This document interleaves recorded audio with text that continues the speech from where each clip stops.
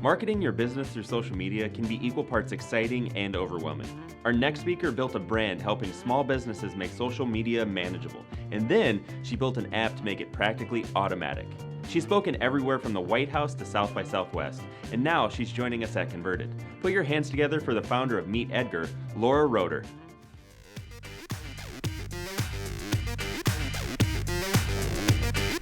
Hello, I am super pumped to be here. My first Converted, my first time in Minneapolis. Who else has never visited the fine city of Minneapolis before? All right, loving Minneapolis.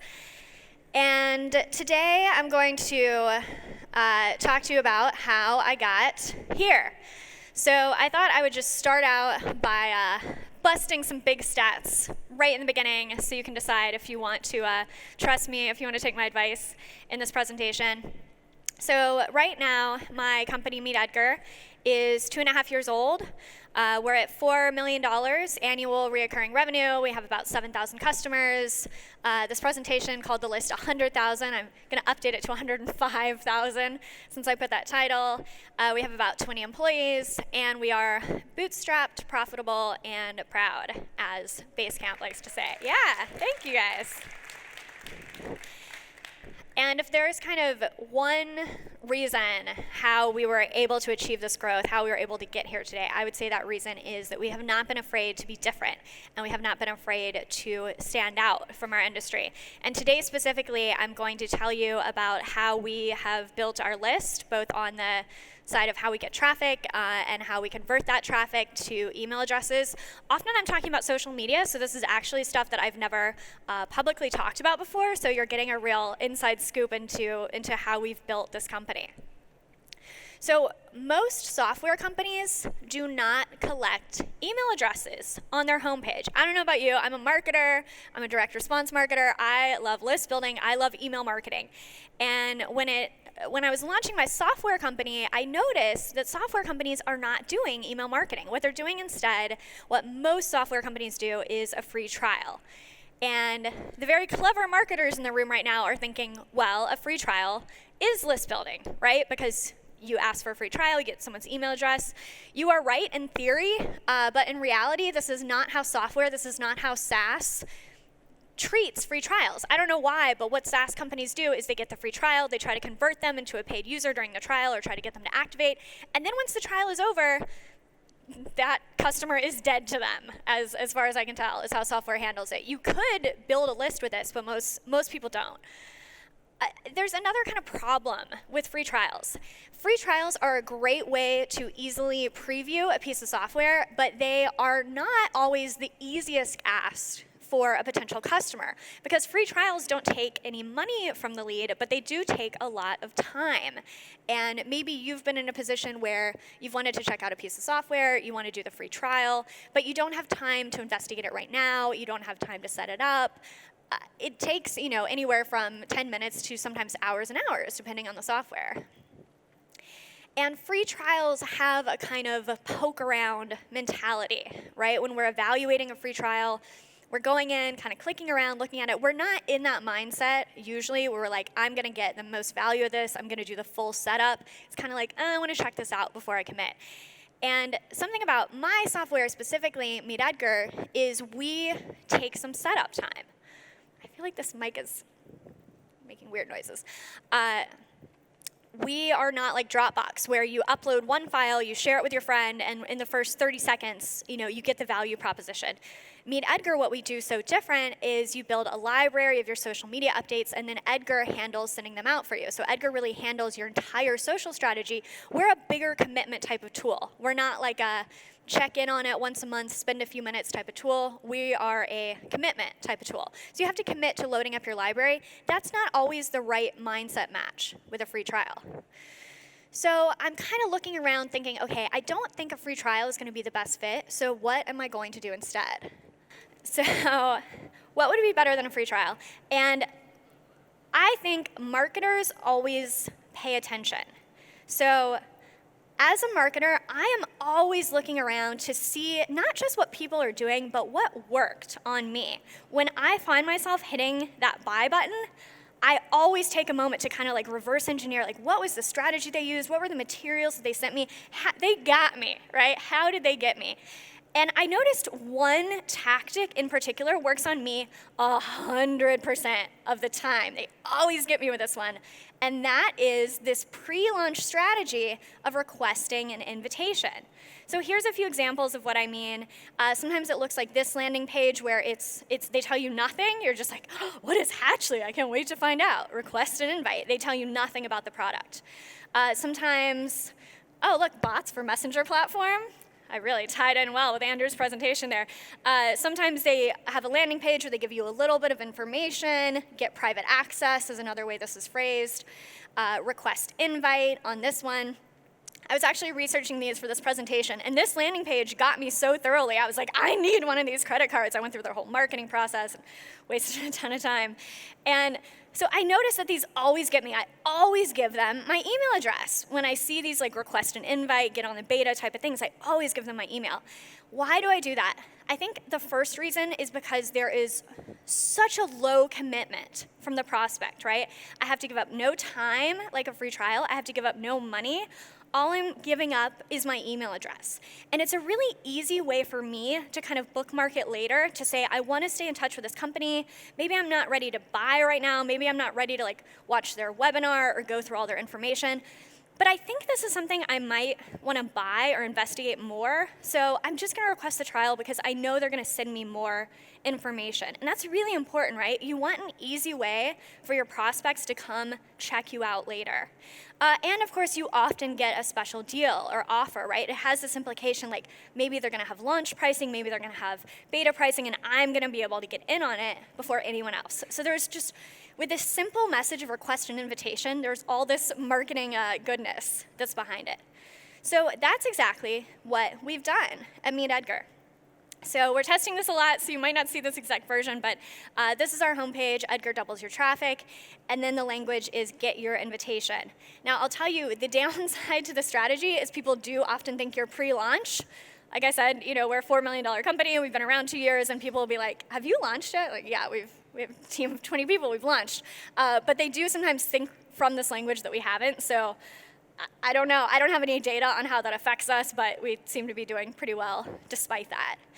And just so you have an idea of the rest of our funnel, here's how our whole funnel looks. You request an invitation, you get on our email list, then you get a link to buy Edgar. So right now it takes a few hours before you get that link. We've tested that immediately. We've tested that a few days later. This is what has performed best so far. Obviously, also there's a bit of scarcity and exclusivity involved in this process of requesting an invitation. But really the most important part to us is that it allows us to keep sending education. So KLT, who knows what KLT stands for? Know, like, and trust, that's right. So know, like, and trust, I'm a huge believer in it. Having that email address allows us to keep building that KLT factor with the prospect, educating them about if Edgar is going to be helpful for their business. And the way I see it, I want to keep that education, I want to keep that relationship until they make a buying decision, right? Until they say, yes, I want to buy, or they say, unsubscribe me, I cannot handle hearing from you for one more day. Obviously, that's a little black and white. I would also like that maybe they like us and they refer people and all that stuff. But at the end of the day, what I'm really after is that buying decision. I want to give them enough information that they can decide, I'm going to buy MeetEdgar or I'm not interested, this is not a good fit for me. Another thing that I love about the strategy for list building is that people are undeniably interested in what we're selling. So when you look at list building, there's a lot of different ways to do it. Something you see a lot is a educational webinar, right, or a white paper, something like that, on a very closely related topic, right? So for us, that would be automating your social media marketing. So this is a great strategy, don't get me wrong, very successful strategy. If we do a free webinar on automating your social media marketing, we know that everyone who signs up is interested in that topic of automating your social media marketing. A lot of those people are going to be a great match for Edgar. But when we have a lead sign up and all we've shown them is, here's information about the software, request an invitation, that is a super targeted, super interested lead, right? They haven't signed up to get our blog post, they haven't signed up to get our webinar, they haven't signed up for any free training. They've just said, I think I might be interested in buying what you have to sell. And that is our list. So as you can imagine, it's a very effective list to have a lot of those people become customers later. Because I know we're marketers and we love split tests, I just thought I'd throw in some of the language that we've tested on this. You guys probably know by now, split testing is very specific to your business. I'm not saying that request your invitation is going to be the best language for everyone, but for us, it's performed better than get your invitation, request your invitation. Wait, now I confuse myself. What do we have on there? What we have is get your invitation. Okay. And yeah, this is other stuff. Oh, so get performed better than request your invitation. Get my invitation, request an invitation, request access, get started. Here's one of the tests we did, request access versus get your invitation, which is what we still have today. You can see that the conversion rate was about 8.4% for request access, about 10% for get your invitation. And by the way, 10%, of course, depending on the traffic source, over time it varies, blah, blah, blah. But we get about 10% of people who come to our homepage do request an invitation, which is a pretty great conversion rate, if you ask me. This is just another sort of interesting test I wanted to throw in. It took us forever before we tested this. We always had get your invitation as a button that had a little modal pop up. We tested it on page. Instead of a modal, we just have the little box where you put in your email address right there on the page, and that did test more successful for us. So this is our core funnel. This is where we're collecting email addresses. This is a really important point for us to test and just improve and improve and improve over time. And the bigger idea here, what I want you to take away is not that you should use the same strategy that we've used. Maybe this is an idea that will work for you. Maybe this is something you want to test in your business. But I don't want anyone to be mistaken thinking I'm saying this is what everyone should do. This is definitely going to work better than anything else for you. The bigger idea is that your funnel needs to complement your product, and your product needs to complement your funnel. And I think so often, especially in software companies, product and marketing can be these sometimes warring camps, right? That feel like they don't have anything to do with each other, that are not integrated, but your marketing needs to be specific to how people receive value for your product. Our product, again, is not a product where you can just sign up for a free trial, 5 minutes later, you get the whole idea, you have it working for you. It's a bigger thing, right? It's managing all of your social media accounts. It needs more education, it needs more setup time. So it makes sense for us that people are not, we're not expecting people to just buy on our homepage. People need more education, and people need to make a commitment to the product. Actually, a little side note, something that was a game changer for me actually was about lead pages. I was in a Facebook group for entrepreneurs, and I saw a post, and it said, does anyone else use lead pages? Because I signed up for lead pages about 9 months ago. I signed up for a year, and I haven't set it up yet. I have got to get my ass in gear. I've got to set this up. And that was fascinating to me because so often people are like, you know what, I signed up for this thing, I haven't used it, time to cancel it. But instead, the conversation was shifted around to like, oh no, I'm in trouble. Lead pages is so valuable and I haven't set it up. Like, I've got to get this together and I've got to set it up instead of thinking, that thing's not doing anything for me, I'm just going to cancel it. So that's the kind of commitment, right, that I want in every lead and every customer, for them to say, I'm committed to MeetEdgar. I'm going to spend the time to set this up. I'm going to get Edgar working for me, sending out my social, not like, I don't have time for this. I don't want to do this. So this is just part of kind of engineering that commitment. And another big thing we've done is make our homepage our best converting page. So I don't know how big the businesses are in this audience. My business is only 20 people. We don't have, crews of writers and designers devoted to every landing page and every funnel, optimizing them all, testing them all, improving them all. It takes a lot of bandwidth to do that, right? So we really only have time to optimize one funnel, one email sequence, one set of landing pages. We want our best landing page to be our home page, right? That's where the most traffic goes. The most traffic goes to our homepage. And This is a very common thing. I was actually talking to a very smart marketer here in the audience earlier today, and he was telling me about how they have a webinar that converts really well, and he was saying they send people to that webinar from Facebook ads. Really common tactic, really effective tactic. But if that webinar works so well for you, why are you saving it only for your paid traffic, right? Why does someone have to pay you to see that webinar? Maybe it would make sense to modify your homepage so that everyone who hits your homepage is seeing that webinar, right? So I do a lot of podcasts. We don't create separate landing pages for them. We don't even create separate landing pages for ads. We just don't have the bandwidth, to be honest. We'd rather just send people to our homepage and our homepage be our best converting page, our best converting sequence. And like I mentioned, these are very targeted leads. Everyone who opts in for our homepage, they don't want education.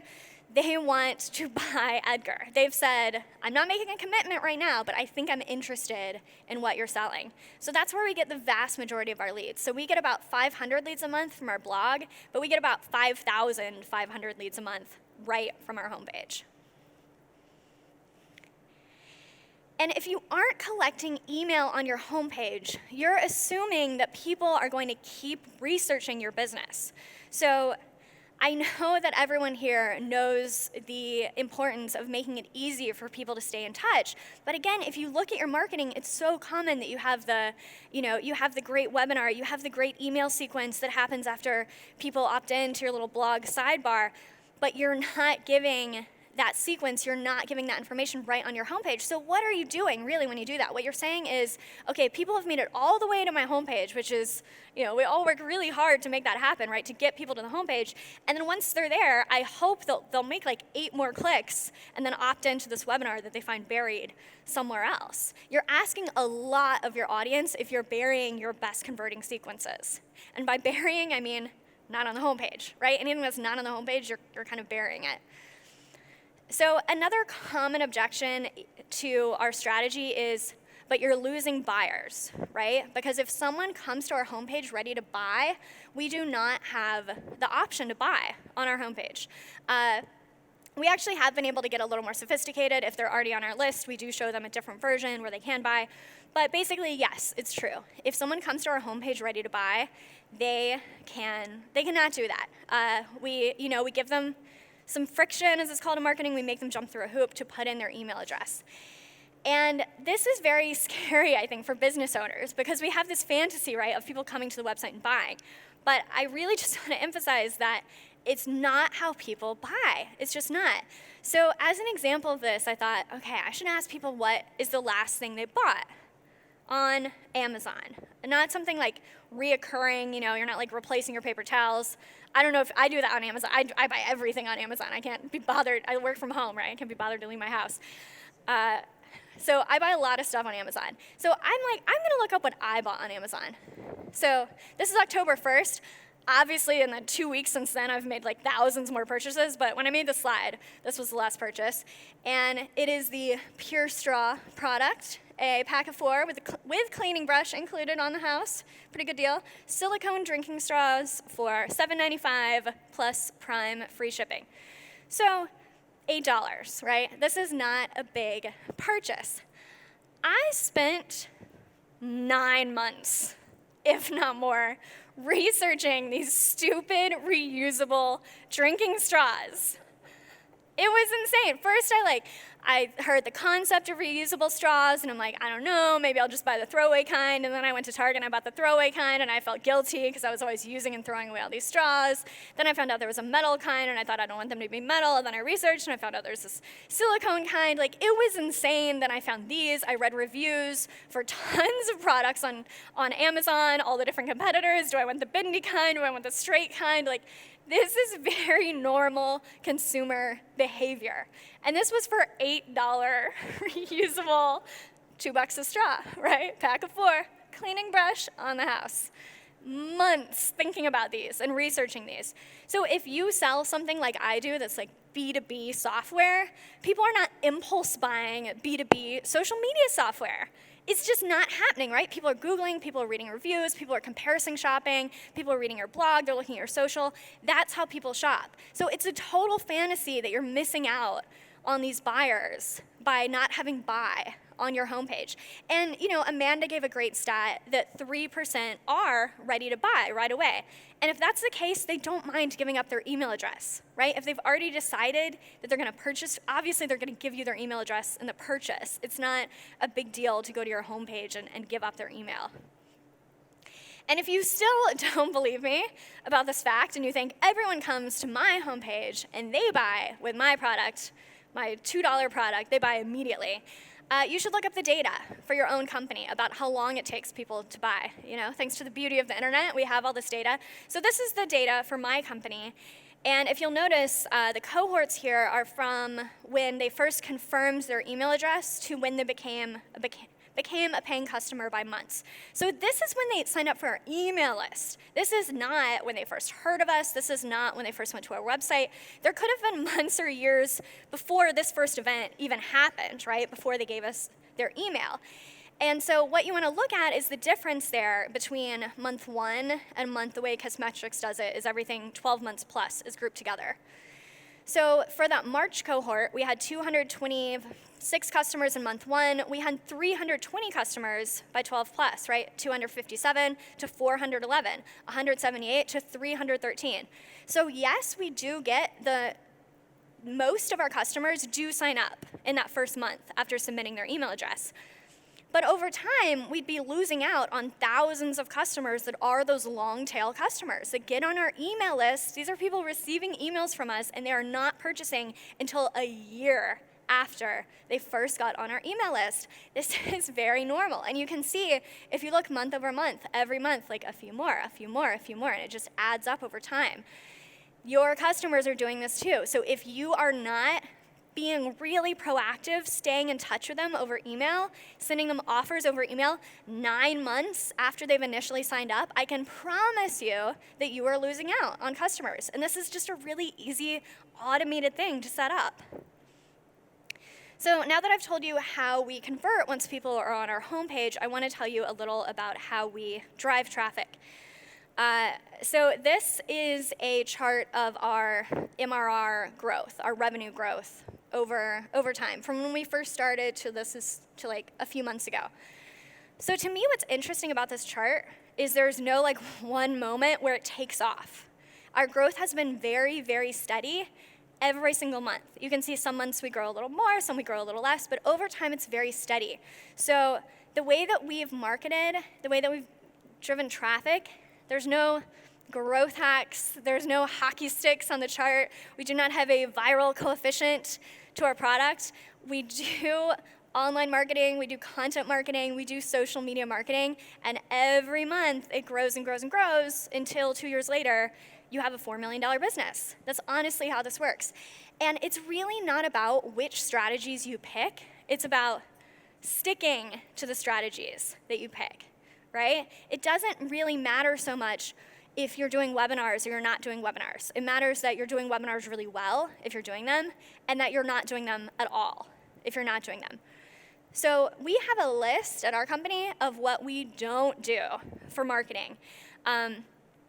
I also want to add, I'm not going to go in super detail about this traffic driving strategy, but I did leave time for questions, and I'm going to tell you guys how to ask them because I think that will help. We have a mic over here. You want to raise your hand, mic guy? And a mic over here. Yes, on either side. So I will take questions at the end. If you want more detail about like our traffic strategy or anything else, please go over there, line up at the mics, and we'll take questions at the end. We do not do any partnerships. This is very controversial. We don't do the partner webinars that have worked so well for Lead Pages and many other companies in this room.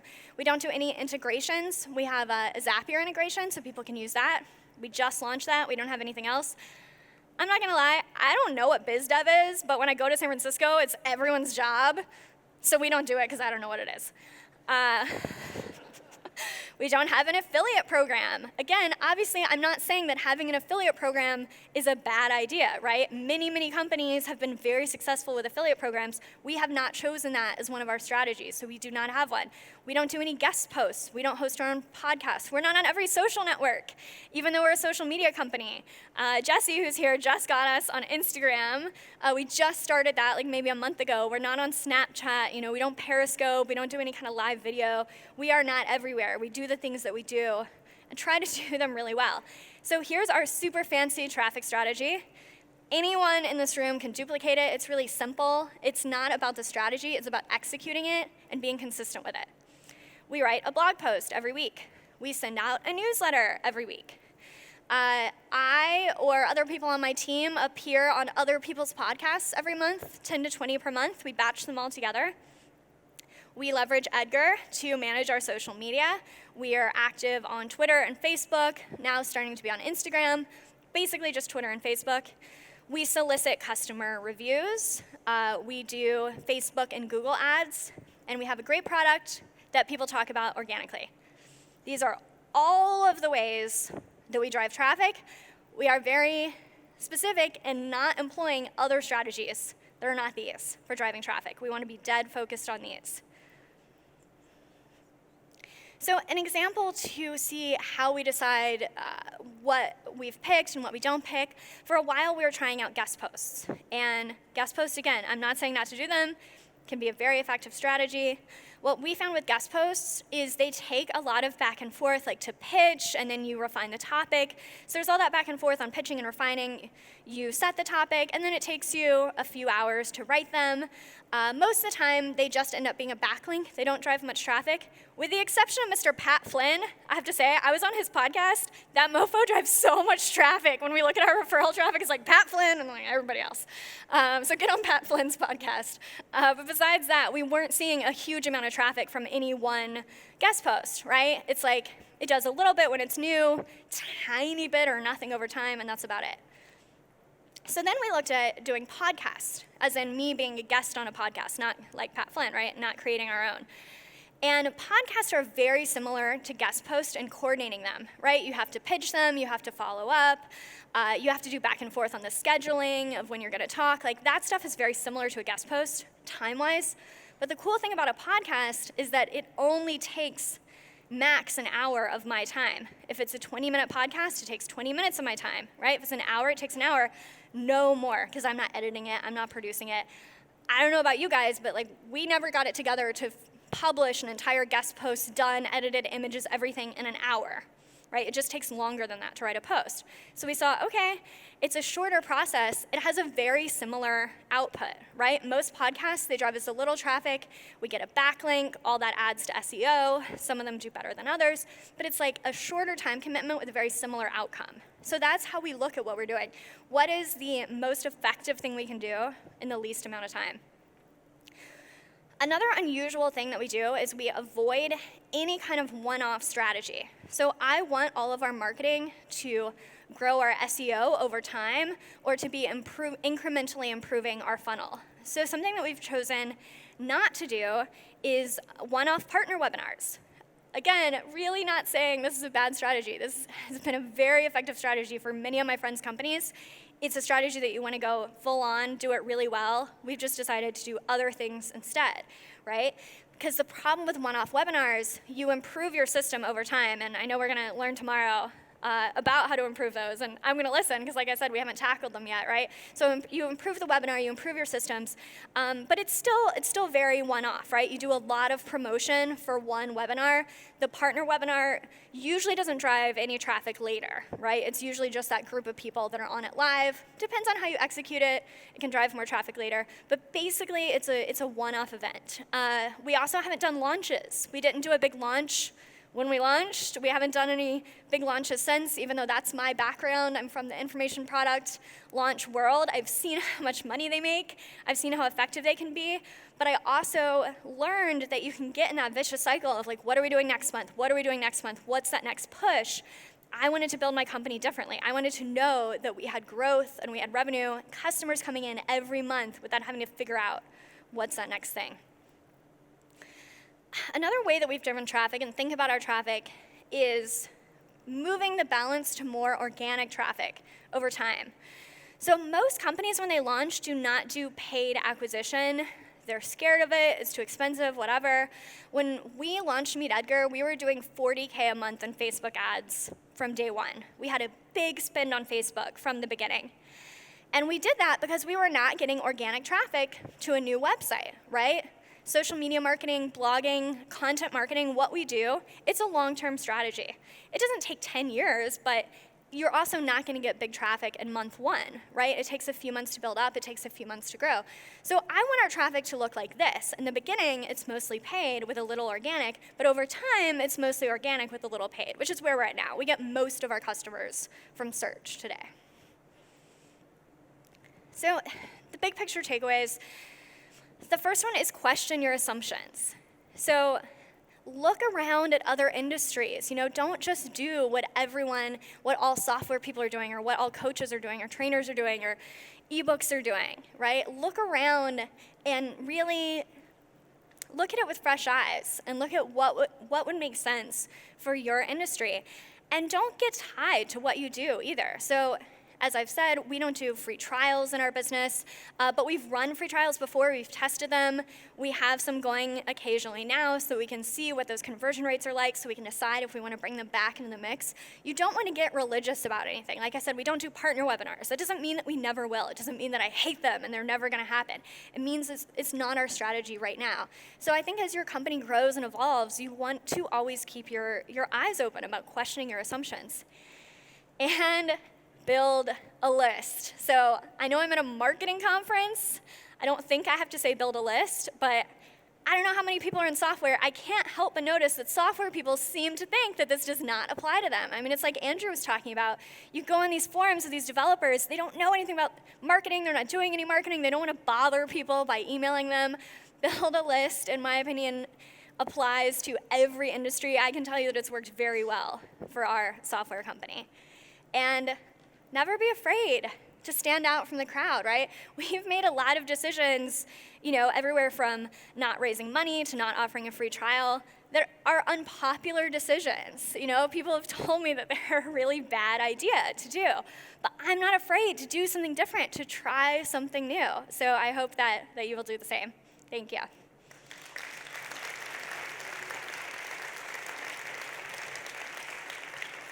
So we do have Mike over here, Mike over there.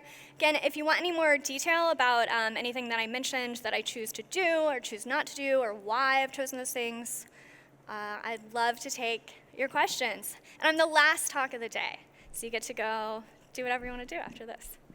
Hi, Clay Collins. Hey, I have a question.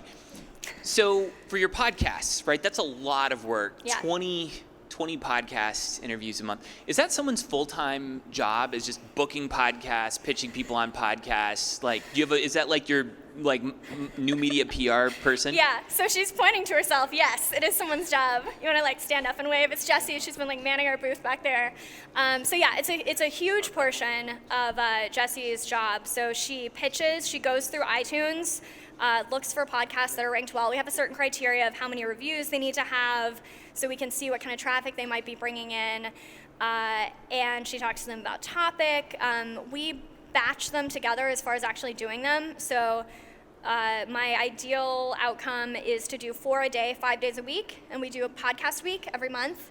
So this allows us to schedule them more ahead of time, bump it to the next month if it doesn't work this month.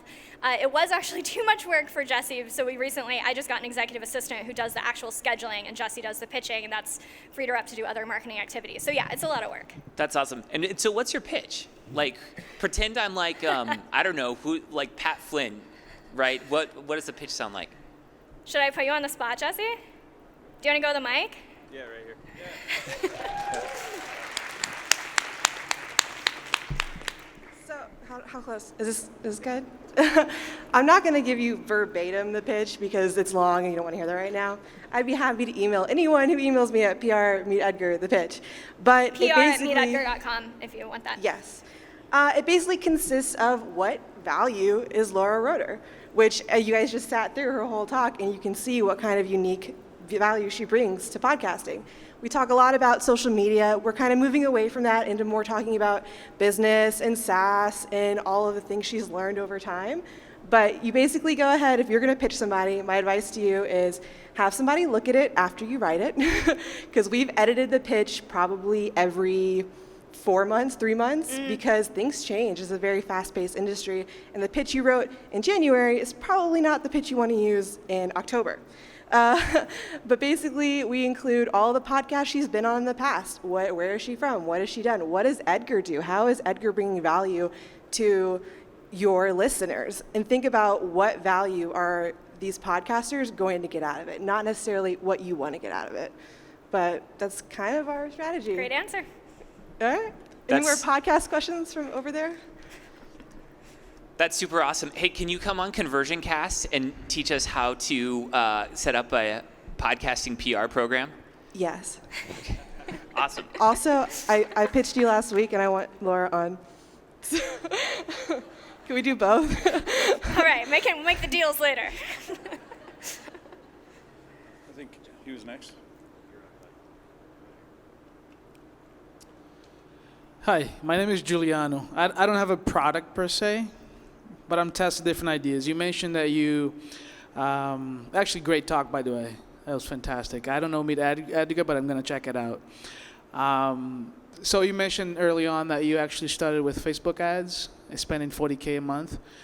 What would you say for a person bootstrapping that doesn't have the budget and has a small budget, they're testing different ideas? How would you recommend go about it? Going about Facebook ads in particular? No, to build traffic. Oh, you're saying if you don't want to spend money. If you don't have the money, the big budget, like Yeah. what would you recommend to build traffic? Yeah. Well, so if you're saying that you have a small budget, I would do small Facebook ads. So what we did when we started was very low-hanging fruit, which most industries have this. So for us, it's our competitors, right? If you like the page of another social media tool, we're going to show you an ad. Our first ads literally said, new social media tool. Because if you're that type of person that keeps up with tools, that's very interesting to you, new social media tool. So that's just some super low-hanging fruit. You don't have to have a huge budget for it. Another thing we did in the beginning on social was reached out to people directly on Twitter. So Twitter is still a really, really cool network because you can have one-on-one conversations with people. It's really hard to drive someone to your Facebook page, but if you send someone an @ message on Twitter, unless they're the president, they're probably reading all of their @ messages. So it's really, Amanda gave some examples of this, right? Where she got speaking gigs and got people to come on her virtual summit from sending just public @ messages to people on Twitter. That's a great strategy. That's a great way to let people know about your product or get journalists or thought leaders or whoever you need to kind of build that initial community. So those are two things I would start with. Hey, Laura. So I found it really fascinating that you do so many things that go against the norm. And it was really amazing and confusing because I wanted to know, when you were deciding which strategies then that you were going to abandon that on the surface seemed like you should do all of them as well, how did you make the strategic decision on what to do? Was it just a kind of an internal kind of voice, or did you use some metric, or how did you make the decision which strategies we're going to put our time and energy into, and which ones we're just going to go ahead and say, no, we're not going to spend the time there? Yeah, so I can't say that I actually made a formal spreadsheet, but I have seen people that have done that, and I think it's a similar idea where they'll make a spreadsheet with columns like how much time is this going to take, what's the potential impact that I think it's going to have, and it's also just personal preference is a lot of it. So I kind of referenced this in the talk, but before MeetEdgar, I had a social media training business, LKR, and in that business, it was very dependent on me. So I was the face of it, and we had a small team, and I always had to come up with a next idea for what product are we going to launch, how are we going to make money, who can we partner with next to do a webinar, and it felt like it wasn't a real sustainable business that could really grow without me and make money without me. So that was a huge motivation for me in starting Edgar.